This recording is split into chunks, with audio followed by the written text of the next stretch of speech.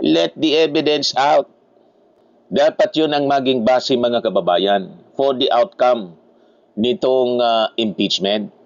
Hindi po siya fishing expedition tulad ng laging sinasabi ng kampo ni Sara Duterte. And if there is nothing to hide, sabi nga po ng mga observers, then let it be put on record. Tama po, mga kababayan?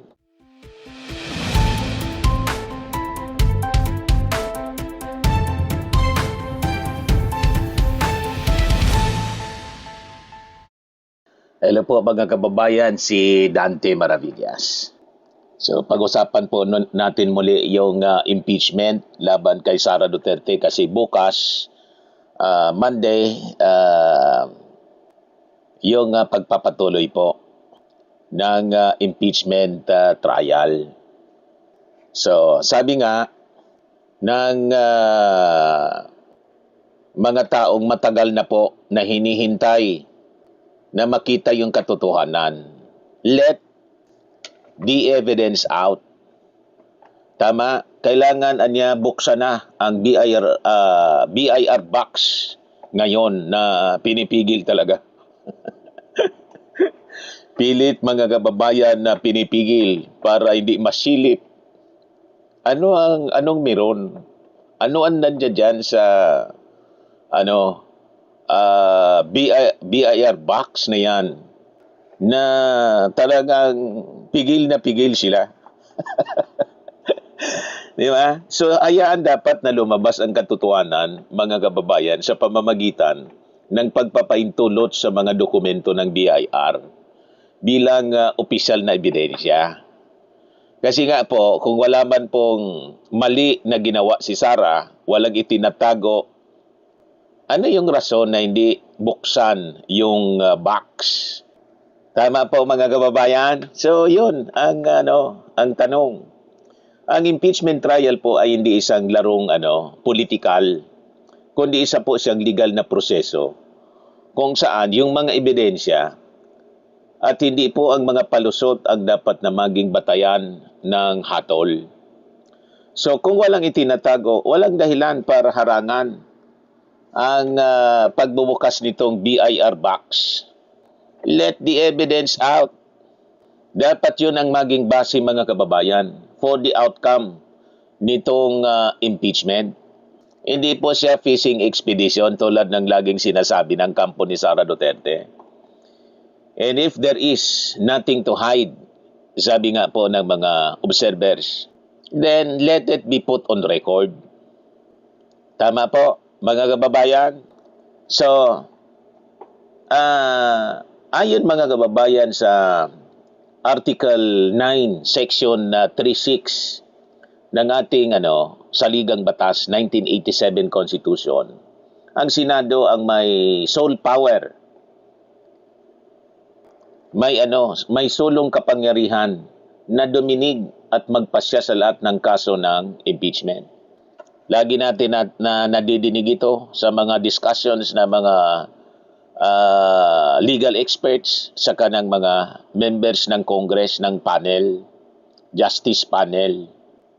At ngayon sila na po yung ating mga House Prosecutors. Pati yung mga senador na matitino.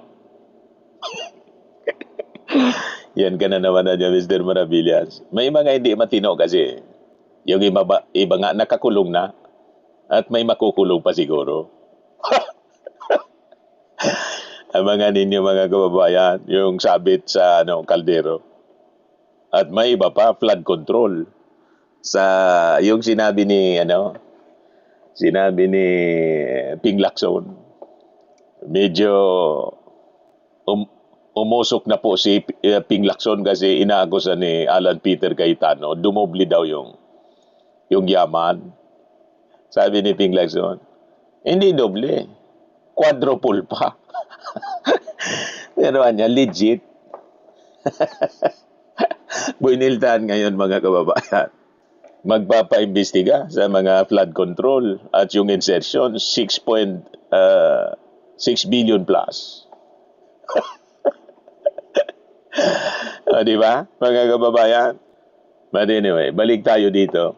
mga kababayan, sa impeachment ni Sara. So ang kapangyarihan po na magsubpena, compulsory process siya, mga kababayan. Bahagi siya ng kapangyarihan nitong impeachment court.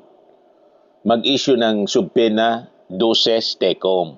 So lagi natin itong maririnig ngayon. So ibig sabihin may legal na lakas ang Senado, mga kababayan, na pilitin, iharap at buksan ang mga silyadong kahon o dokumento po na galing sa BIR. So ang pagharang po dito ay pagbaliwala sa kapangyarihan ng mismong korte, yung impeachment court. Hindi po siya sakop ng karaniwang confidentiality. Bagamat may batas sa pagiging lihim ng mga tax records, Section 270 ng ating tax code, ang kapangyarihan po ng impeachment court ay nagmumula mismo sa konstitusyon. Mas mataas po ang mandato ng ating konstitusyon para sa public accountability kaysa sa mga statutory privileges o mga technicalities ng mga bangko at saka yung tax secrecy. Karapatan po ng publiko na malaman yung katotohanan. So ang impeachment ay isang constitutional na proseso para panagutin po yung pinakang matataas na opisyal ng ating gobyerno. So ang pagbubukas po nitong BIR box ay hindi personal na pag-atake, kundi paghahanap ng katotohanan para sa interes ng buong bayan po.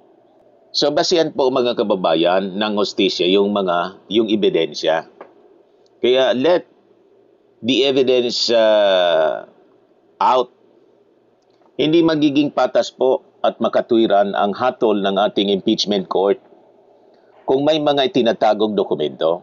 So dapat hayaan yung mga ebidensya na lumabas para itong ang maging matibay pong batayan ng magiging desisyon ng ating mga senador. Although alam natin may mga senador na kahit ipakita mo yung malakas na ebidensya sa kanila, baliwala kasi defense lawyer na ni Sara. O di ba? So, kita-kita natin kung sino yung mga senator judge na alams na. So, hindi po ito fishing expedition tulad ng mga sinasabi nila. Ang paghiling na buksan ng BIR box ay may malinaw pong layunin siya. Gagamitin ng mga income tax returns na to para i-compare po ang idineklarang legal na kita doon sa aktual na yaman ng opisyal. So ganun siya, mga kababayan. May partikular na paksa at issue itong tinutumbok po. Kaya hindi ito sa palarang pag-hanap. Yung pag-hanap lang ng butas. Hindi siya inanapan ng butas. Kung walang itinatago, walang dapat na katakutan. Ganon. So kung malinis, mga kababayan, ang pinanggalingan ng yaman at sa kaari-arian, ang paglalagay ng mga dokumentong ito sa official record ang mismong magpapatunay na walang anomalya. So ito yung magiging base na ma-acquit si Sara. Kung base sa ebidensya, wala mang ginawang mali. Pero pag pinigil ito, may mali. Una, yung pagpigil mali. Pangalawa, may aktual na mali na nagawa kaya gustong pagtakpan. Yun ang ibig sabihin noon, mga kababayan. So ang patuloy na pagharang dito ay nagdadala lamang ng malaking duda, lalo na nagdududa yung ating mga mamamayang Filipino. So ang pagtugma sa SALN at kita, Article 2 of the impeachment, mga kababayan, ang pangunahing basihan ng prosecution sa pagbubukas nitong BIR box. Ito po ay ang Article 2 ng Articles of Impeachment, kung saan nag-aakusa sa opisyal ng culpable violation of the Constitution at saka betrayal of public trust. Dahil sa umano'y nakaimbak na yaman na hindi tugma sa kanyang legal na kita. So kailangang ma-check ito, mga kababayan, para mawala yung duda ng tao. Pag pinigil, lalong magdududa yung ating mga mamamayan. At indication po yon, yung pag-iwas, indication of guilt. Flight is an indication of guilt, mga kababayan. So ang tax return sa loob ng kahon ang tanging paraan para opisyal na makita kung legal o idineklara ba ang kitang ito. Yun ang purpose niya. So, itong tinatawag na armory of evidence, ang BIR box bilang isang armory ng mga ebidensya o imbakan ng mga armas ebidensya. Ito ang magsisilbing matibay, mga kababayan, na panukat kasama ng mga ulat ng AMLAC upang malaman ang katotohanan sa mga financial transactions po ni Sara Duterte. Tama po? So may multa po yung ating kasaysayan. Yung Corona impeachment noong 2012. So may pinagbabatayang kasaysayan o itong precedent na tinatawag. Noong panahon, mga kababayan, ng impeachment trial, laban kay dating Chief Justice Renato Corona, formal na binuksan at ginamit bilang ebidensya ang kanyang mga tax records at saka bank accounts. Pinatunayan ng kasaysayan na itong pagbubukas ng ganitong mga kahon ng dokumento, legal po siya, may precedent na Normal at kritikal upang patunayan kung tugma ba ang yaman ng isang opisyal sa kanyang sinumpaang salin. Requirement yan sa ating mga public official. Sabi ko nga, mga kababayan, kung ayaw mong sumunod sa ganyan, di umalis ka sa gobyerno. Ang yaman mo, di sa'yo. Di ba? Walang sisilip niyan unless kung tulad ni Diskaya, pribadong tao na involved sa mga transaksyon ng anomalous flood controls projects. So obligado kang silipin yung yaman. Lalo kung may mga congressional investigations. Di ba? Kasi pondo ng bayan yung public fund. Nagmula yung yaman mo. So ang solusyon, mga kababayan, ito, presidential authorization. Noong impeachment trial po ni Corona, nalutas ang usaping ito ng formal na humingi ng written authority si dating BIR Commissioner Kim Henares mula kay dating Pangulong Noynoy Aquino. Sa ilalim ng batas kasi, kapag may paintulot ang ating Pangulo, ang BIR bilang tugon sa subpena ng impeachment court, nagiging clean o legal at ligtas ang pagbubukas ng mga dokumento sa publiko sa isang executive session. So malamang yun din, yun ang naging precedent, may precedent na, malamang yun din ang gawin. May mga narinig na tayo. Sinasuggest nila na kumuha ng authorization sa ating Pangulo. At I think, pag nag-request, then immediately, yung presidente, tingin ko naman, aaprobahan niya. So, ang pag-waiver ni Corona, mga kababayan, bukod sa tax records, si Corona mismo ang pumirma ng waiver. Nag-waiver po si Corona para sa kanyang mga bank accounts na nagpapatunay na ang pagbusisi sa pananalapi ay laging bahagi ng paghahanap ng hustisya sa impeachment, mga kababayan.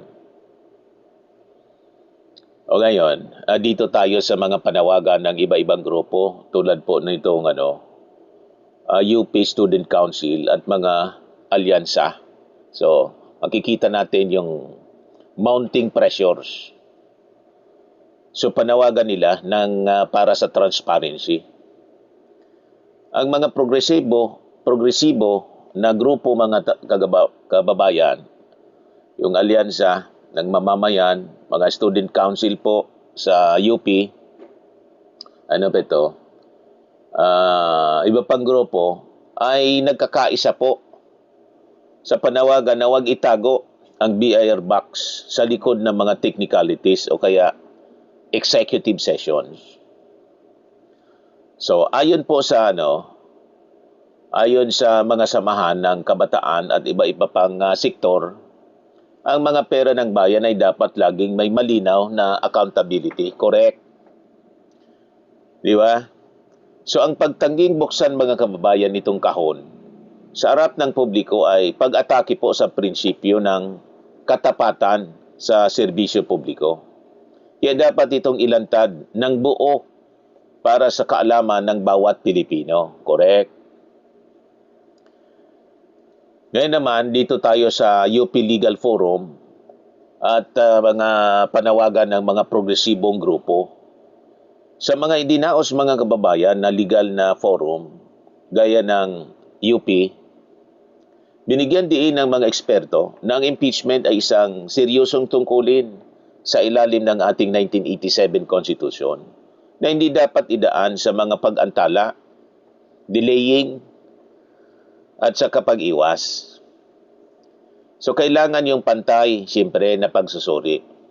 Ang mga student council na to at alyansa ng mga kabataan ay nag-iit po ng pagtutol ng depensa na buksan o markahan man lang. Ang silyadong kahon ay nagdudulot ng hinala, lalo nagdududa po yung ating mga mamamayan. Kaya po yung panawagan nila, simple man lang po yung kanilang panawagan. Kung ang ordinaryong mamamayan ay pinagbabayad po ng tamang buwis at hinahanapan ng resibo, tama, ang pinakamataas na opisyal ng pamahalaan ay dapat ding sumailalim sa parehong antas ng pagsusuri ng walang pinipiling proteksyon. Dapat ganon. So, ang kanilang posisyon siyempre at ang ating mga mamamayan, dapat wala nang itong mga technical confidentiality tinatawag po nila. So ang pagtatago po sa likod ng technical confidentiality at ang marahas na pagharang ng kampo po nitong si Sara Duterte sa BIR box ay hindi lamang po usaping legal. Ito ay tuwirang pag-amin ng takot. Bakit takot? Anong kinatatakot kung walang mali na ginawa? So hindi po kailanman magiging fishing expedition ito tulad ng palusot nila. Ang paghahanap sa nawawalang pera ng taong bayan. Ito ay obligasyon ng Estado po, mga kababayan. Ang isang opisyal kasi na walang tinatagong nakaw na yaman ay hindi gagamit ng mga technicalities. Tama pa. Technicalities ng batas upang bulagin ang Senado at ang publiko. So, ang marahas na pagtutol mga kababayan, ito ay patunay lamang na ang mga dokumento sa loob ng kahon ay may sapat na bigat upang gumuho ang kanilang pader ng kasinungalingan. So kung ang mga ordinaryong Pilipino ay ginigipit ng BIR, sa bawat pisong kinikita po, walang anumang dahilan upang bigyan ng VIP treatment ang itinuturing na above the law. At ituring na above the law, mga kababayan, ang mga tax records ng isang vice presidente na naharap po sa pinakang mataas na usapin ng tiwala ng bayan. So tama po, mga kababayan. So ang katotohanan po, hindi pwedeng itago o pigilan. Kung walang anomalya po sa yaman, walang itinatago sa bayan si Sara, dapat buksan. Dapat lang po buksan yung box, BIR box. At tayaan po yung ebidensya, yung humusga sa kanya. Tama po? O yan man lang yung ating short video ngayon. Ako po si Dante Maravillas. Bye-bye. God bless.